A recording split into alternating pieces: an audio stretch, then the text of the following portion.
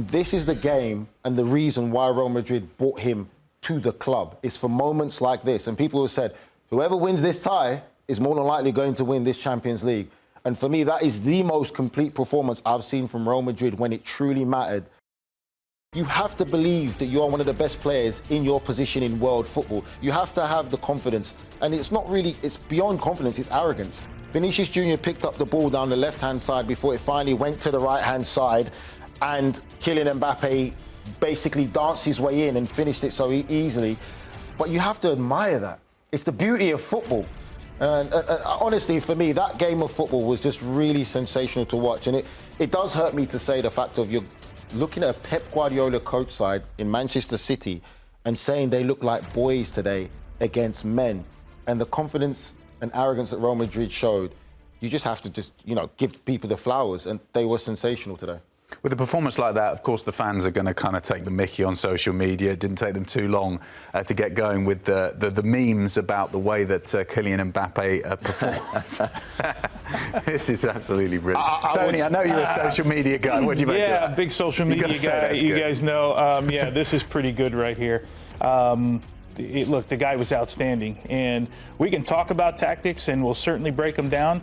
One thing Pep Guardiola didn't have today, he didn't have Rodrygo, he didn't have Mbappe, and he didn't have Vinny Jr. as his three front runners, right? And we talked about this at the beginning. Remember, this conversation started in the Super Cup against Atalanta. I believe that was back in August, right? Might have been September. And we said when they figure this thing out, when Carlo Ancelotti gets it right, and is this Guardiola doing the flyby? He's still going. He's still going. This was gonna look the way we saw it over the last couple of weeks, and that's what we're getting out of Carlo. Whoa! Well, that's harsh. He'll be sliding all the way to Barcelona. That's London. Yeah, you only get rain like that in London, of course, Nigel. You know all about that. But the thing for Manchester City, when you look at Kylian Mbappe, they knew this was coming, but they just didn't have an answer at all, did they? I think you were down by a goal. You didn't need to get the first goal right away. When you look at the way the two teams played, Real Madrid said, okay, like Nigel just hit on it. Real Madrid said, okay, when they have the ball, we're going to stay a little bit deeper, 4-4-2. Fine, shift, slide. Don't get beat on something, right? Don't give them anything. Be compact. And then again, Man City, with no pressure on the ball, we'll probably take a look at it later, with no pressure on the ball. Asensio has the ball. There's no pressure. They're up at the midfield line like they've done I'll show you all the late goals they concede, Man City. The high line, no pressure on the football, with Mbappe with 50, arguably the world's best player, with 50, maybe fastest player, with 50 yards of pace behind. Now they score. Now the tie's over, right? You can't surprise them anymore. You lost total control early on in the match. So it's just again, I keep saying the same thing, but it's frustrating. It's like you touch a hot stove and then you say, oh, you get burned. You say, oh, stupid stove. No, you keep on doing the same thing. And when you leave that much space for Mbappe, in that game, it's and Mbappe must have thought all of his Christmases had come at once, the way that City set up. But you say that, but again, it's going to be down to Ancelotti, because the way that Real Madrid set up isn't by coincidence. Ancelotti gave them the ball for the first 15, 20 minutes. Ancelotti said it, like they're going to do this. Used to go in behind, and like Grella said, because I said it in the call as well, you cannot, that's the basic foundation of football. You cannot have a high line when there's no pressure on the ball. If there's no pressure on the ball, you have to drop. They didn't drop. They stayed to their principle, and the fact is you're playing one of the fastest players to have ever played a game of football with struggling centre-backs who haven't been confident recently. Yes, they come off a result against Newcastle, who some people would say weren't at their best anyway, but you can't play that high line when you're facing Kylian Mbappe. It's crazy to do that, and especially when there's no pressure on the ball. Simple goal, one ball, and even Pep's frustration was shown straight after they conceded that goal.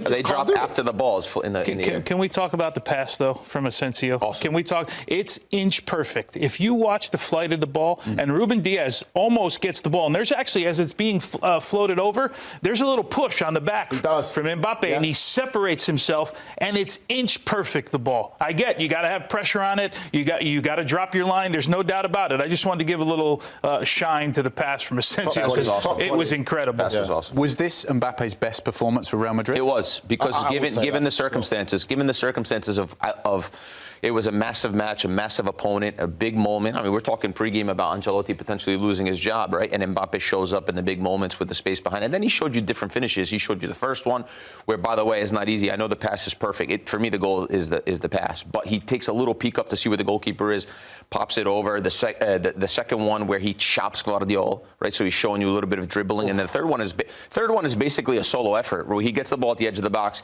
The step over is so sharp to cut inside and get the space. So he showed you different levels. You know, it's not very often you find a striker that can score 3 different types of goals like that. Well, he showed you what Thierry spoke about before when they had the conversation about either Haaland or Mbappe, and I believe Thierry picked Mbappe because he's probably the more all-round striker. And exactly just to add to what Grella said, he showed you every single dynamic of his game. What he showed me today was a confident Mbappe, someone who has got that real swagger back about himself. And this is the game and the reason why Real Madrid brought him to the club. It's for moments like this. And people have said, whoever wins this tie is more than likely going to win this Champions League. And for me, that is the most complete performance I've seen from Real Madrid when it truly mattered against this Manchester City side. And now they're starting to get the key components back defensively.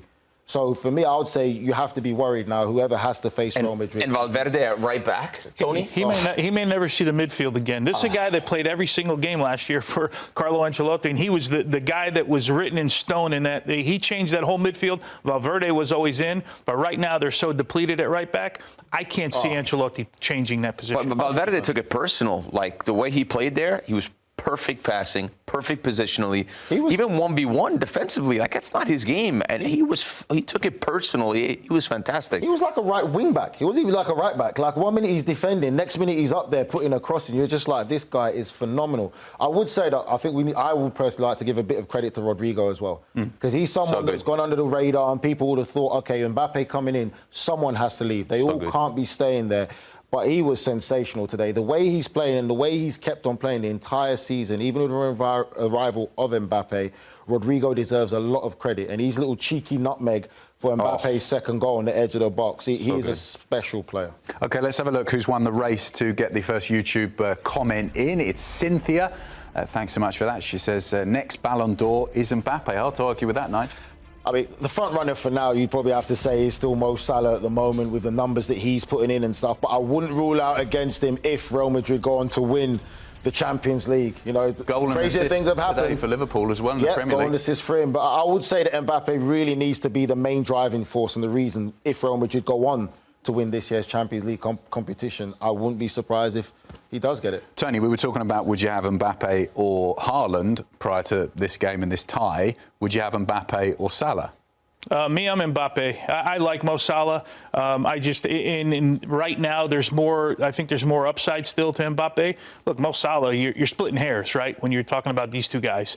And it's a matter of, it's the eyeball test, right? Who you like which piece of art looks better to you right now. And that for me, it's Mbappe.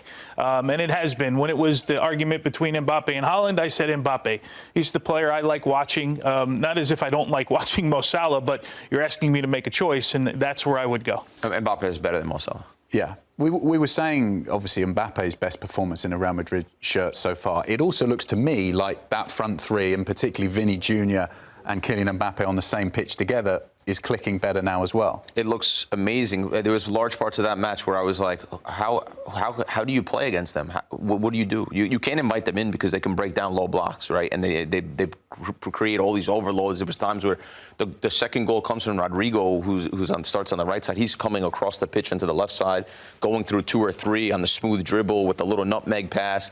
I mean, they're having fun as well. So I don't know. If you play with a high line, you're dead. You have to. You are dead against them. You play low block, you're dead. No, I mean, you can if you've got the players to. You have to have the players to be able to do it. And I would say, for me, Atletico, Diego Simeone, he's one of the best masters of playing against Real Madrid and how he does it. We must say, in the round of 16, it's Atletico Madrid. We could see a Madrid derby, or Bayer Leverkusen. Yes, Leverkusen. I would say you'd have to really go with Diego Simeone style, but you have to have the players who are capable to do it. Players who are comfortable without the ball to defend for so long, and then when they do get the ball, they don't just give it away cheaply. There's an art behind that. It's not just, oh, don't have the ball. Because when you play football for so long and you don't have the ball, more than likely, as soon as you get it, you give it away.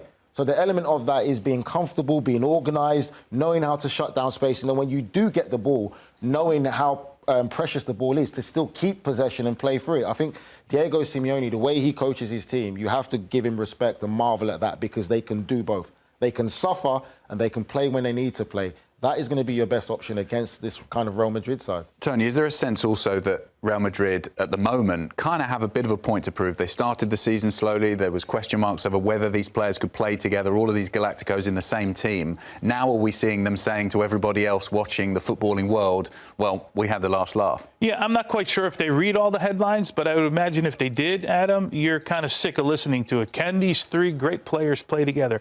Can potentially, or arguably, one of the greatest managers in world football in the history of our game put these three superstars together? I mean, there are a lot of managers that would love to have that problem, right? And I'd imagine they sit back and go, at some point we got to show them. Now, remember, in that Super Cup game when I was talking about in August, remember, Vinny Jr. played as the point guy to start, and then they switched, right? And it was Mbappe on the left-hand side. So he's made that tactical change that Mbappe is going to be the focal point up top, right? And that's a massive, massive move, because not necessarily the position that we've seen him grow up playing, right? It's always been from that left side. So, yeah, I would imagine there's a little bit the chip on their shoulder, right, for as big a group of players as they are. Do you think, Tony, it was more of a mental thing with Mbappe for why it didn't start so well? Because I don't think it was anything about ability.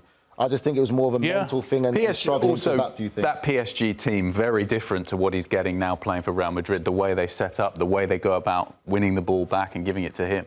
Yeah, it's definitely a different set. And again, I think when he goes to Real Madrid, regardless of if he likes it or not, he has to eat humble pie. They won the Champions League without him the year before. You're coming here, you have to prove yourself to the guys at the dressing room. Regardless if your name is Kylian Mbappe, you're not going to come in and act like you're the top dog. You know, there's other guys who've won so much and been winning for so long in their entire career.